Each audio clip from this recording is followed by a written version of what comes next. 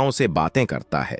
लेकिन सबसे बड़ा रहस्य यह था कि गांव के लोगों ने कई बार उसे रानी मालविका के साथ देखा था, जो रोज रात उसकी झोपड़ी में आती थी। रानी मालविका बेहद खूबसूरत थी और उसका वैभवपूर्ण जीवन महल में था।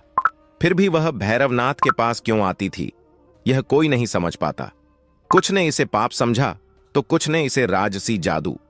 गांव के लोगों को भैरवनाथ की झोपड़ी के पीछे से अजीब सी आवाजें सुनाई देती, कभी हंसी, कभी विलाप, तो कभी मंत्रोच्चार। लोग डर के मारे उधर नहीं जाते। एक बूढ़े आदमी ने कहा, भैरवनाथ साधारण तांत्रिक नहीं, वह अघोरी है। मालविका को उसने अपनी माया जाल में फंसा लिया है।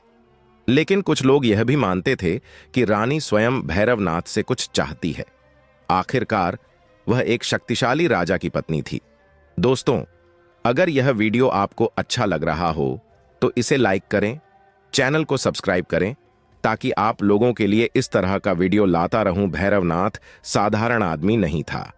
वह बचपन से ही योग और तंत्र विद्या में रुचि रखता था। कहा जाता है कि उसने हिमालय में कई सालों तक तपस्या की थी और दुर्लभ शक्तियां हासिल की थीं। लेकिन जब उसने यह समझा कि इन शक्तियों को साधारण जीवन में नहीं अपनाया जा सकता, तो उसने अपने जीवन को अकेलेपन और साधना में समर्पित कर दिया। रानी मालविका की कहानी भी कम रहस्यमयी नहीं थी। महल में रहते हुए भी वह उदास और परेशान रहती थी।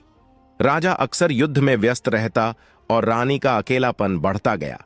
उसे यह भी महसूस हुआ कि उसके आसपास के लोग, जिन पर वह भरोसा करती थी, उसके विरुद्ध षड्यंत्र रच रहे थे। एक दिन महल में एक साधु आया और उसने रानी से कहा, यदि तुम अपने जीवन के सभी उत्तर चाहती हो तो जंगल में रहने वाले भैरवनाथ से मिलो। रानी ने बिना समय गवाए जंगल की ओर प्रस्थान किया। रानी और भैरवनाथ की मुलाकातों ने धीरे धीरे एक गहरा मोड़ ले लिया। रानी ने महसूस किया कि भैरवनाथ केवल एक तांत्रिक नहीं, बल्कि एक ऐसा व्यक्ति है जो उसके जीवन की अकेलापन को समझ सकता है। भैरवनाथ ने उसे अपने मंत्रों और तंत्र साधनाओं से अपने बस में कर लिया। लेकिन एक रात जब रानी झोपड़ी में आई तो उसने देखा कि भैरवनाथ ने एक अजीब सा चक्र बनाया हुआ है। चक्र के बीचों बीच एक दीपक जल रहा था। उन्होंने इस रहस्य को उजागर करने का निश्चय किया।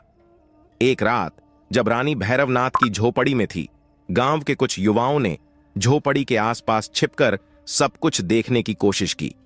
उन्होंने देखा कि झोपड़ी के पीछे एक बड़ा अनुष्ठान हो रहा था, जिसमें रानी बिना वस्त्र के घेरे सोई है। भैरवनाथ और रानी के बीच एक विचित्र ऊर्जा का संचार हो रहा था। यह दृश्य देखकर उनमें से एक ने कहा, यह साधना नहीं, यह तांत्रिक षड्यंत्र है, हमें इसे रोकना होगा। अगली सुबह गांव वालों ने भैरवनाथ का सामना किया, लेकिन भैरवनाथ ने कहा, तुम जो देख रहे हो वह केवल तुम्हारी समझ का अभाव है। मैं रानी की मदद कर रहा हूं। रानी, जो अब भैरवनाथ के प्रभाव में थी, रानी ने गांव वालों को कहा, तुम लोग नहीं समझ सकते, यह सब मेरे भले के लिए हो रहा है। लेकिन कहानी का अंत चौंकाने वाला था। रानी की हालत धीरे धीरे बिगड़ने लगी। वह कमजोर और असहाय हो गई। भैरवनाथ ने महसूस किया कि उसकी साधनाएं असफल हो रही हैं। एक दिन रानी ने भैरवनाथ से कहा, मुझे छोड़ दो, यह सब मेरी गलती थी। भैरवनाथ ने उसे मुक्त किया, लेकिन इसके बाद वह झोपड़ी छोड़कर कहीं और चला गया। रानी वापस महल में लौट आई, लेकिन उसका जीवन पहले जैसा नहीं रहा। दोस्तों, इस कहानी से यह पता चलता है कि शक्ति और जिज्ञासा के लिए किया गया हर प्रयास सही नहीं होता। भैरवनाथ और रानी की कहानी रहस्यमयी तो है, लेकिन यह एक चेतावनी भी है कि किसी के प्रभाव में आकर जीवन के मूल्यों को भूलना। ब्रांडेड प्रोडक्ट आपको लाइफ में आवश्यक है तो नीचे डिस्क्रिप्शन में व्हाट्सएप लिंक से वांटेड लिंक डाउनलोड करके ब्रांडेड प्रोडक्ट रिसीव कर सकते हैं। You need branded products in life. WhatsApp link is given below in description. Wanted link, download from that link and get wanted branded products.